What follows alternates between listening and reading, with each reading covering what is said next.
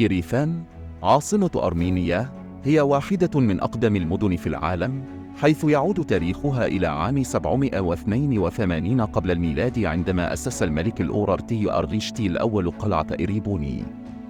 تقع المدينة في الجزء الغربي من البلاد على الطرف الشرقي من سهل آرارات، وتعتبر مركزاً ثقافياً وتاريخياً هاماً في المنطقة. تعود أصول يريفان إلى العصور القديمة، حيث كانت مأهولة بالسكان منذ العصر الحجري الحديث. في عام 782 قبل الميلاد أسس الملك الأورارتي أرغشتي الأول قلعة إريبوني، والتي تعتبر شهادة ميلاد. على مر العصور شهدت يريفان العديد من الأحداث التاريخية الهامة، بما في ذلك الحروب والغزوات من قبل الإمبراطوريات المجاورة مثل الفرس والرومان والعرب. في العصور الوسطى أصبحت يريفان مركزاً تجارياً وثقافياً هاماً، حيث كانت تقع على طريق الحرير الشهير. في القرن التاسع عشر أصبحت المدينة جزءاً من الإمبراطورية الروسية، مما أدى إلى تطور كبير في البنية التحتية والتعليم والثقافة.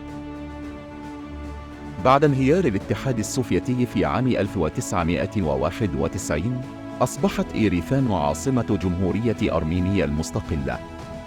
اليوم تعتبر يريفان مدينة حديثة تجمع بين التاريخ العريق والتطور الحضري، وتستضيف العديد من الفعاليات الثقافية والفنية.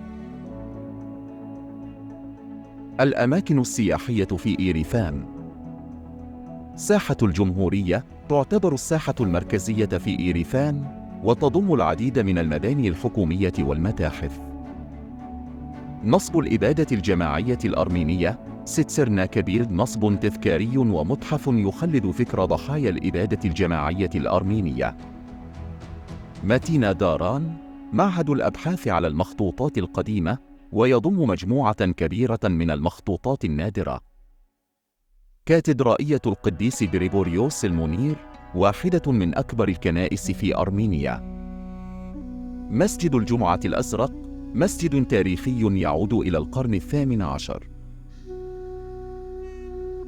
يتميز المطبخ الأرميني بتنوعه ونكهاته الغنية، ويعتمد بشكل كبير على المكونات الطازجة والمحلية. من الأطباق الشهيرة: الدولمة، أوراق العنب المحشوة بالأرز واللحم. اللافاش، خبز مسطح تقليدي. الكباب، لحم مشوي متبل بالأعشاب والتوابل. البسترمة، لحم بقري مجفف ومتبل. اللحمجون، بيتزا أرمينية مكونة من خبز اللافاش المغطى باللحم المفروم والخضروات.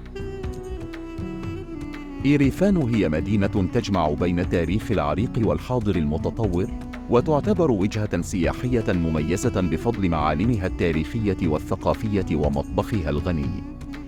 سواء كنت تستكشف شوارعها القديمة أو تستمتع بأطباقها الشهية، فإن يريفان تقدم تجربة فريدة لا تنسى. من فضلكم لا تنسوا الاشتراك في قناتنا ليصلكم المزيد من الفيديوهات الرائعة. شكراً جزيلاً لدعمكم المستمر.